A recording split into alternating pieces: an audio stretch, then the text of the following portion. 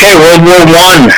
I plan on providing a audio version of each of these PowerPoints for those of you that either my voice or want further explanation, and to try to simulate this as much as I can for what our class is like.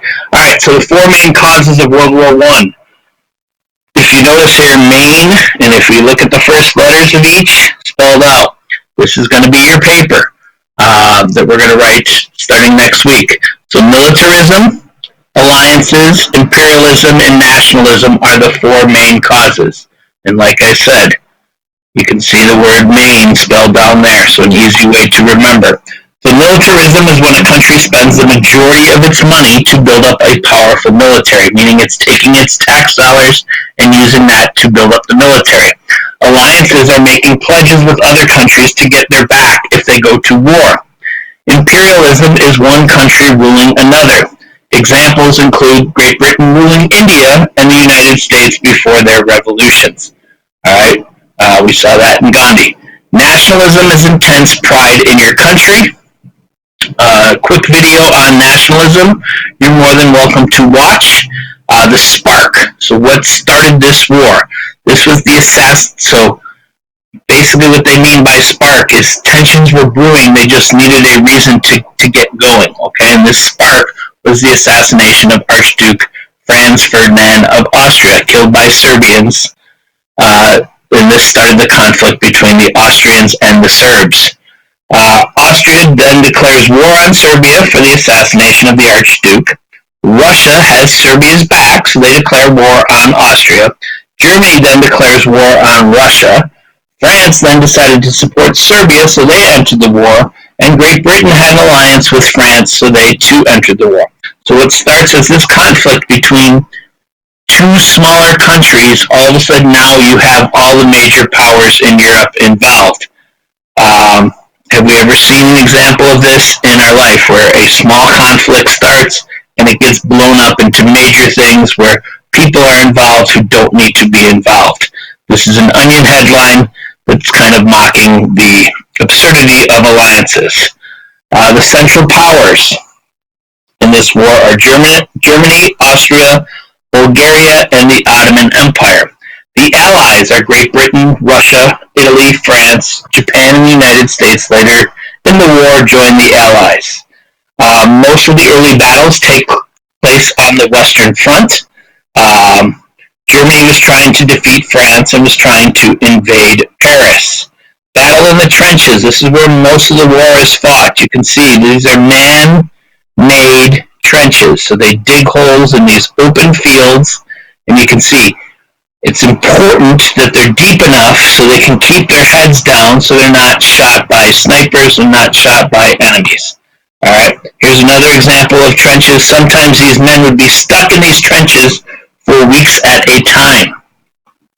Conditions in the trenches. What you could not do while you were in the trenches was leave. If you left the trench, you were risking yourself getting shot. Getting rid of dead bodies was very dangerous, and we know that dead bodies begin to smell. Often they said there were more rats in the trenches than anything else. You could not shower. You went to the bathroom often in the trench, and you also did your sleeping and eating in the trench. So really, really awful conditions. So what did you do? You did a lot of waiting. You did some shooting. You launched some grenades, but mostly you waited. Many new weapons were introduced during World War I. The primary purpose of these weapons is to kill more and to kill quicker. This had quite an impact on the casualties, which we'll see later in the week for this war. We have the U-boat submarine. We have airplanes as weapons. We have the introduction of machine guns. Now, these machine guns aren't being carried during the war, but you can see they set it up there, and they would use that to just pick people off. We had poison gas. We had the tank. This is a very actual footage of early tanks. You can see how clumsy they are. I have no idea why this video, if you watch this video, ends the way it does, but it always got a giggle while we were in class. You have a blank screen. So money for nothing, fighting for what? The problem with this war was thousands upon thousands would die in these battles for very little spaces. On the Eastern Front, in one battle against the Austrians, Russians lost over 1 million lives. Russians, upset with the massive death toll and lack of hope, began to blame the Tsar. This led to the Russian Revolution. The United States stays out of the war until 1917. The United States, prior to officially entering the war, had been providing the Allies with weapons and supplies.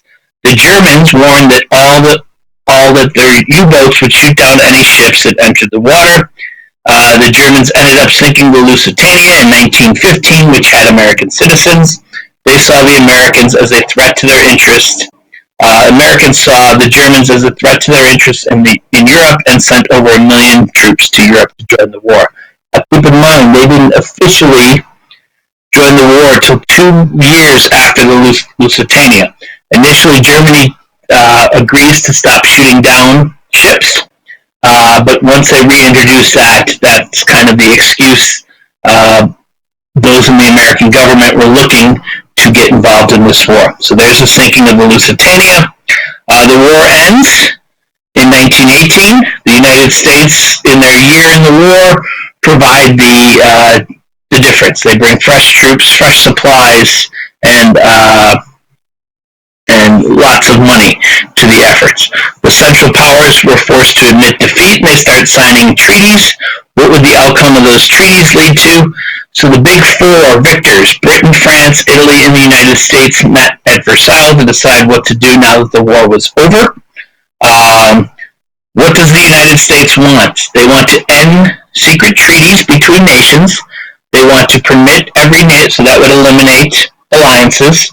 2, they wanted to permit every nation to sail in all the seas and oceans of the world. That would cut down on some of imperialism.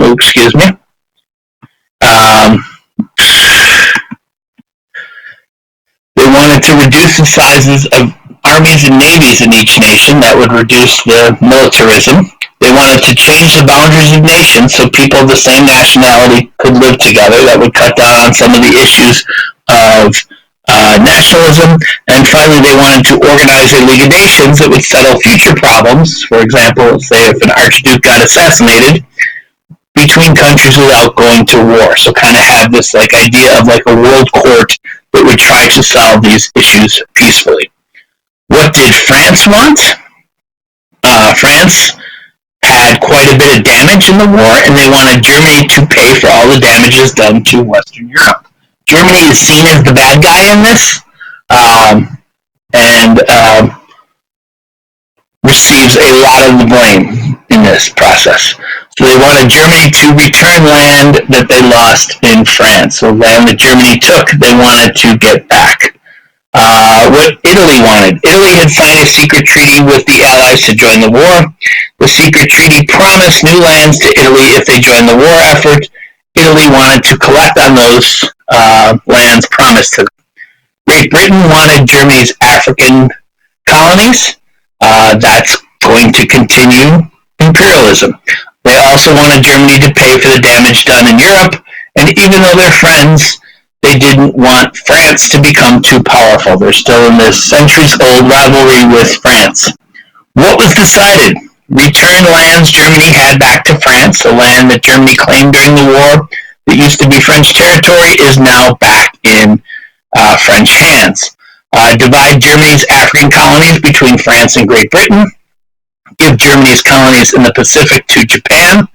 Germany agreed to accept full responsibility for causing the war, and Germany had to repay the Allies for most of the cost of war. Okay. The League of Nations was also created. Its intention was for all the nations of the world to come together into a group and try to solve things peacefully. It was unsuccessful because many powerful nations refused to join, and it had weak leadership. How did World War I change the world? All of the former European nations were now bankrupt, mostly bankrupt. Germany was totally decimated by the war. Europe, which before the war controlled everything in the world, had taken a backseat to the United States, who hadn't suffered the physical and financial and, frankly, casualty damages that the European nations did during World War I. A whole generation of men had died in the most brutal war in world history. Despite a new democracy in Germany, they had no money, leading a nation of people desperate for change and a scapegoat, which we'll cover quite a bit later. That change would eventually become Adolf Hitler. Hope this helped.